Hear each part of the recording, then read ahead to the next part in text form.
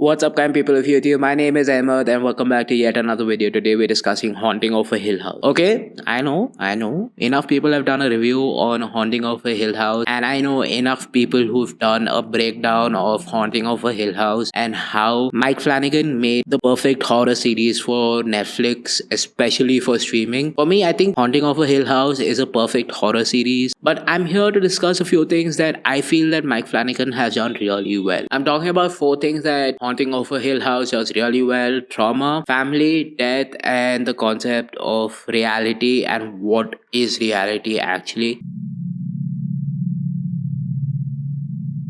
One of the major themes in Haunting of a Hill House is of trauma and the idea of how trauma affects people. The entire series is basically a study of how trauma has affected people long term, especially. The show explores how the past can affect your present and the future, how past trauma actually develops coping mechanisms that eventually show up in different things. Each of the Crane siblings have developed a different coping mechanism for the trauma that they actually went through when they were living in that house, and they developed a different method of coping with that trauma. Each of the siblings had a different amount of trauma that they were exposed to, and therefore the coping mechanisms of each of the siblings is different. There's a wonderful video on how each of the siblings coping mechanism is a definitive part of how you deal with death after a particular moment. That is a brilliant video. I'll find it and I'll link it in the description down below. But the fact that they develop these coping mechanisms and are not able to deal with life moving forward just is an analogy of how sometimes coping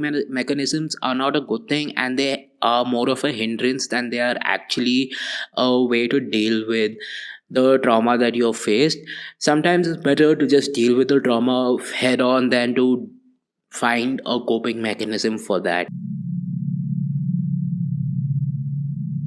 The second thing that this show does really well is the concept of family and how family sticks together, and that is how I would describe a normal family. But then the Crane siblings are not really a normal family, they're dysfunctional. Although they are very well connected by the experience that they've had in their past, their current situation is not the same as what it was in the last few years. They've all outgrown each other, they don't talk to each other anymore, and that dysfunction is part of the previous point that I spoke about trauma. It leads in from that how these family bonds tend to sever because of the trauma that they face, how each of the Crane siblings become very different from each other, and that is basically how each of the siblings deal with the trauma, and that kind of pulls apart the Crane siblings, and that's the entirety of how their family bonds are broken. But the show actually goes on to discuss how through tragedy that the family does come together and become a part of one single unit, and that is essentially what family is about, and they come and support each other through tough times. Now, one of the most interesting things that I did find in the show was how they dealt with death and afterlife, because I think it's one of the most interesting ways to deal with death. When you're talking about most horror shows or psychological shows, they say, okay, you die. If you had a good death, you become dead, and then if you had a bad death, you become ghost. That's it. But in the case of Haunting of a Hill House, it's rather nuanced. It's sometimes you're stuck in a situation not because you want to, but because it just so happens to be that you're stuck in that situation. The concept of death and afterlife is very different here, and the fact that they deal with death is not the end of a life but a transition into a new existence, which is something that a lot of religions and faith deal with as well, that death is not the end but a transition into a new existence. Basically, going into this, the ghosts of Hill House are not malevolent in any way, they're not harmful in any way, they just exist, they're just there, and that's what I found interesting about the ghosts, and that's why I think the horror show made such an impact on me as a person, because the fact that the show was telling you that ghosts, yes, they exist, but they don't need to be malevolent, they don't need to be harmful for it to exist. That is also a way that I look at horror, because it's not just, oh, you see ghosts, they come jump at you, scary. It's not Conjuring, dude, please. Modern horror is just how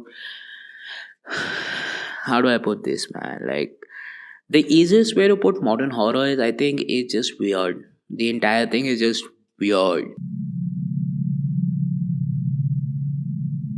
And the final thing that Haunting of Hill House does really well is the perception of reality, the difference between the two realities that the Crane siblings and the Crane parents actually see, difference of each of the realities for each of the Crane siblings as well. What one person might see as reality is not really what another person would see as a reality, and that is done really well in the show.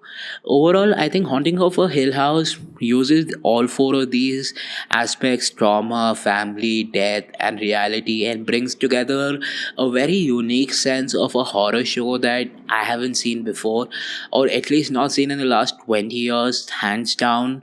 Because all we get in a horror show are some jump scares, screaming, and then just some nun or a priest just throwing holy water at somebody and trying to exorcise them. That's it. That's all we see, but that's not what horror is. Horror is supposed to make you scared, sometimes of people, sometimes of ghosts.